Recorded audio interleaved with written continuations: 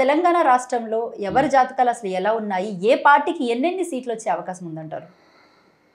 తెలంగాణ మనం ఉన్నది కూడా తెలంగాణలో. నేను మొన్న ఎలక్షన్స్ చూసాం. నవంబర్లో జరిగిన ఎలక్షన్స్లోని టీఆర్ఎస్ పార్టీ ఏదైతే బీఆర్ఎస్ కింద మారిందో ఆ పార్టీ కొంచెం ఓడిపోవడము, అది కాకుండా దాని బలం అంతా తగ్గినట్టుగా మనకు అనిపిస్తుంది. అయితే ఇప్పుడు మళ్ళా అంటే అప్పుడు ఉన్న పరిస్థితులు ఇప్పుడు పరిస్థితులు ఏంటంటే అప్పటికి ఇప్పుడు మే 1వ తారీఖు నుండి గురువు అనేవాడు మేషరాశి నుండి వృషభంలోకి మారడం అనేది ఒక గ్రేటెస్ట్ చేంజ్ అన్నమాట. అది 1 ఇయర్ అవగానే మారేవాడు. ఆ మారడం తర్వాత ఈ ఎలక్షన్స్ జరుగుతున్నాయి. సో ముందుకి వెనక్కి తేడా ఏంటంటే ఆ గురుబలం అప్పుడు ఉంది, ఇప్పుడు గురుబలం ఉందా, అది ఒక గురువు అనే గ్రహం అనేది టోటల్గా డిసైడ్ చేస్తున్నాం అనమాట. ఇప్పుడు ఎలక్షన్స్ యొక్క సినారియో అంతా మొత్తం మార్చి న్యూ జనరేషన్ తీసుకురావడం ప్రయత్నం చేస్తున్నాం అనమాట. అందులో భాగంగా మనం తీసుకున్నప్పుడు ఏంటంటే లాస్ట్ టైం అయితే ఎలా అయితే బీఆర్ఎస్ పార్టీ మొత్తంగా ఓడిపోవడం జరిగిందో అలాగే మన రేవంత్ రెడ్డి గారు గెలవడానికి only one reason I can see is April 19th నుండి 2023 ఏప్రిల్ 19th నుండి గురుడు మేషరాశిలో ప్రవేశించినప్పటి నుండి మనకు సింహరాశిలో చూడడం, సింహరాశి అయినది రేవంత్ రెడ్డి గారిది కాబట్టి అది చూడడం, గురుబలం పెరగడం, దానివల్ల ఏంటంటే ఆ 6-8 monthsలోనే ఆయన చేసిన ప్రజాదరణ పబ్లిక్లో తిరగడము, దానివల్ల ఆయన గెలవడం, దానికి ఒక నేమ్ ఫేమ్తో ముందుకు రావడం జరగడం, తర్వాత చీఫ్ మినిస్టర్ కావడం కూడా మనం చూసాం. That's one point. బట్ యోగము అన్నది ఆయనకు తీసుకుని అక్కడ కూర్చోపెట్టింది, దట్స్ ఓకే. బట్ ఇప్పుడు ఏంటంటే అదే బృహస్పతి మే 1వ తారీఖు తర్వాత మారాడు. మారడం వల్ల ఈ అనుకూలంగా ఉన్న వ్యవహారం కొంతవరకు ప్రతికూలమయ్యే అవకాశం ఉందన్నమాట. సో ఇందులో మీకు క్లియర్ ఆన్సర్ వచ్చిందే.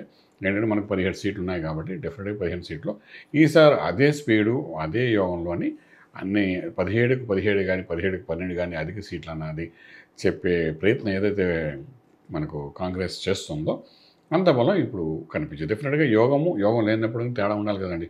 యోగం ఉన్నప్పుడు ఆయన సీఎం అయ్యారు. కాంగ్రెస్ పార్టీ చాలా సంవత్సరాల తర్వాత మళ్ళీ తెలంగాణలోని రాష్ట్రాన్ని అధికారంలోకి లాక్కోవడం అయింది. 10 సంవత్సరాల తర్వాత మళ్ళీ జరిగింది. ఇదంతా ఒక యోగంలో జరిగింది. ఆ యోగానికి కారకత్వమైన గ్రహం ఏదైతే ఉందో అది కొంచెం పక్క జరిగినప్పుడు మళ్ళీ ఎలక్షన్ జరుగుతున్నప్పుడు డెఫినెట్గా ఆ యోగం బలహీన పడుతుంది. ఎంత బలహీన పడుతుంది అంటే ఇంత ఎక్స్పెక్ట్ చేసినంత బలంగా ఇప్పుడు ఉండదు. అంటే ఇప్పుడు ఏంటి 17 సీట్లు, అప్పుడైతే మనం అనుకుంటే అసెంబ్లీ సీట్లు అన్నీ ఉన్నాయి, ఉన్నది 17 ఎంపీ సీట్స్ కనబడుతున్నాయి. ఇందులో కూడా అధికంగా ఎవరు వస్తే వాళ్ళు మళ్ళీ రాజ్యం వెళ్తున్నట్టుగా మేము స్టిల్ వీఆర్ ఇన్ కంట్రోల్ అన్నట్టుగా కానీ మనకి స్టేట్ కంట్రోల్ ఉన్నట్టుగా చెప్పుకోవడానికి అవకాశం ఉంటుంది. అంటే రేవంత్ రెడ్డి జాతకం అసలు ఎలా ఉంది? అంటే ఆయన అసలు సీఎం కుర్చీలో సీఎంగా కొనసాగే అవకాశం ఉందా లేదంటారా? ఇప్పుడు కాంగ్రెస్లో పెద్ద వంశపారపర్యంగా కాకపోయినా ఒక రూల్స్ ఉన్నాయండి. కవర్ సెంట్రల్ నుండి వస్తుంది, స్టేట్లో ఆ కవర్ ఓపెన్ చేస్తుంది ఎవరి పేరు ఉంటే వాళ్ళు సీఎం అన్నట్టుగా ఇప్పుడే కాదు 60 ఏళ్ల నుండి చూస్తున్నారు అందరూ. ఫ్రమ్ ది 1947 తర్వాత నుండి జరుగుతుంది ఇదే. సో ఆ రకంగా ఉన్నప్పుడు ఏంటంటే ఈ పరిపాలన అన్నది ఇప్పుడు ఏదైతే స్పీడ్లో ఆయన వెళ్తున్నారో గత 5 నెలలు 6 నెలలు చేసింది ఏదైతే ఉందో అది ఒక ఎత్తు, ఇక్కడ నుండి చేసేది ఒక ఇప్పుడు గురుబలం లేకుండా చేయాలి. సో ఒక చూడండి ఒక స్పీడ్లో వెళ్ళిన తర్వాత బండి ఏంటంటే కొంత దూరం మనం ఇంజిన్ ఆఫ్ చేసినా వెళ్ళిపోతుంది. అలాగా మన నవంబర్ 15 తర్వాత ఎలక్షన్స్ తర్వాత ఇప్పటివరకు ఇంజిన్ ఆఫ్ చేసినా కూడా బండి నడుస్తున్నట్టుగా ఉంది.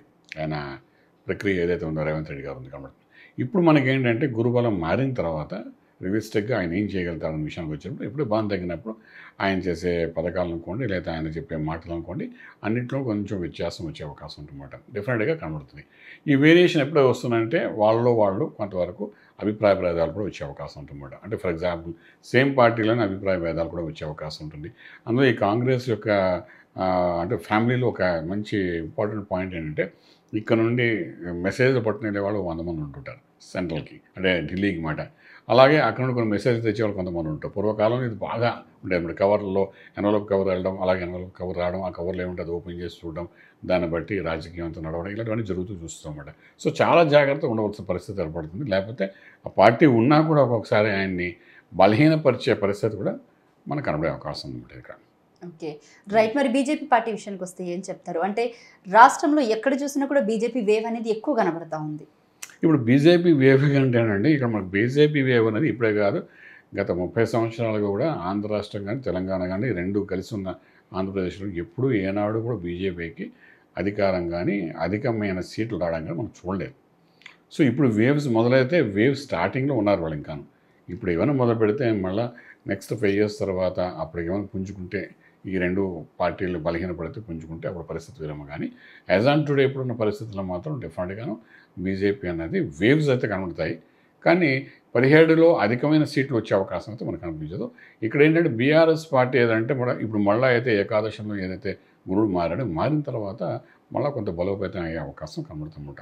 సో అది మనం దృష్టిలో పెట్టుకుంటే కూడా దీని నెంబర్ ఆఫ్ సీట్స్ అనేది బీఆర్ఎస్కి కొంచెం ఎక్కువగానే వచ్చే అవకాశం ఈసారి కనబడుతుంది. అంటే పార్లమెంట్ సీట్స్ మాట. మనం ఇలాంటివి ఎన్నో సంఘటనలు మనం తెలంగాణలో చూసాం. ఇదే రేవంత్ రెడ్డి గారు ఎమ్మెల్యేగా ఓడిపోయారు, ఎంపీగా గెలవడం, తర్వాత చీఫ్ మినిస్టర్ అవ్వడం, ఇవన్నీ మనం చూసాం. మరి ఓడిపోయారు ఎమ్మెల్యే అంటే ఆ ఒక్క నియోజకవర్గంలో ఆయన ఓడిపోయిన వ్యక్తి ఎంపీగా గెలవడం ఆశ్చర్యకరంగా అనిపిస్తుంది. అలాగే మనం ఈటల రాజేంద్ర గారిని చూస్తుంటాం, అలాగే మనం కిషన్ రెడ్డి గారిని చూస్తుంటాం. అంటే ముగ్గురు మూడు ఒక పార్టీకి సంబంధించిన వ్యక్తులు కాబట్టి నేను మీకు చెప్తున్నాను అలాగే. సో వీళ్ళందరూ ఇలా ఒక రకంగా ఎమ్మెల్యేగా ఓడిపోతున్నారు, ఎంపీగా గెలుస్తున్నారు, మళ్ళీ మన మినిస్టర్స్ అవుతున్నారు. అంటే ఏంటంటే ఆ సమయంలో బలం తక్కువ ఉండబట్టి గ్రహంలోని ఓడిపోతున్నారు. అంటే ఇవంతా జాతకం నిర్ణయం చేస్తాను. The time is more important. ఇప్పుడు టైం అనేది అంటే యాక్చువల్ ఏంటంటే సినిమా యాక్టర్స్ ఎక్కువగా ఈ టైమింగ్స్ చాలా ఫాలో అవుతారు, లెక్కను చాలా ఫాలో అవుతుంటే మనం వింటుంటాం. కానీ పొలిటికల్గా కూడా మన టైం బాగాలేనప్పుడు కానీ కరెక్ట్గా ఎలక్షన్స్ కానీ వచ్చి ఉంటే డెఫినెట్గా ఒకసారి మిస్ఫైర్ అవుతుంది, మనకు ఓడిపోవడం జరుగుతుంది, మళ్ళీ గెలవడం కూడా జరుగుతుంది. సో అప్పుడు ఏమైందంటే మనకి రేవంత్ రెడ్డి గారి విషయానికి వచ్చినప్పుడు ఎమ్మెల్యేగా ఓడిపోయినప్పుడు మళ్ళీ ఇమ్మీడియట్గా కొన్ని ఎలక్షన్స్, ఎంపీ ఎలక్షన్స్ జరగడం, సో అందులో ఆయనకి గెలవడం, ఆయన మళ్ళీ మెంబర్ ఆఫ్ పార్లమెంట్గా సెంట్రల్కి వెళ్ళడం, then again coming back. And ఇవన్నీ మనం చూసిన విషయాలే. కిషన్ రెడ్డి గారి విషయం కూడా చూస్తుంటాం. అంటే ఇమ్మీడియట్గా ఎలక్షన్ జరగడం, వాళ్ళు నెగ్గడం అలా జరిగాయి. అలా ఎలక్షన్ లేకపోతే మళ్ళీ 5 ఏళ్ళ వరకు ఎలక్షన్ జరగకపోతే ఓడిపోయినాడు ఓడిపోయినట్టే ఉంటాడు. అంటే యోగం అన్నమాట. ఒక యోగం లేనప్పుడు ఎవరే ఎలాంటి వారు అనేసి ఓడిపోవడం వల్ల ఖాయం. సో అదే భాగం మనం చూసాం. టీఆర్ఎస్ అదే మనం బీఆర్ఎస్లో చూసాము, ఎలక్షన్లో ఓడిపోవడం, అంటే పార్టీకి బలం లేకుండా ఓడిపోవడం. ఇప్పుడు ఏంటంటే మళ్ళీ గ్రహం మారింది కాబట్టి డెఫినెట్గా ఇప్పుడు జరిగిన ఎలక్షన్స్లో వాళ్ళు మళ్ళీ పుంజుకుని మేము ఇక్కడే ఎస్టాబ్లిష్ అయి ఉన్నాము అని ప్రజలకు చూపించి మేము మీతోనే ఉన్నామని చూపించడానికి అవకాశం అయితే డెఫినెట్గా వీ కెన్ సీ.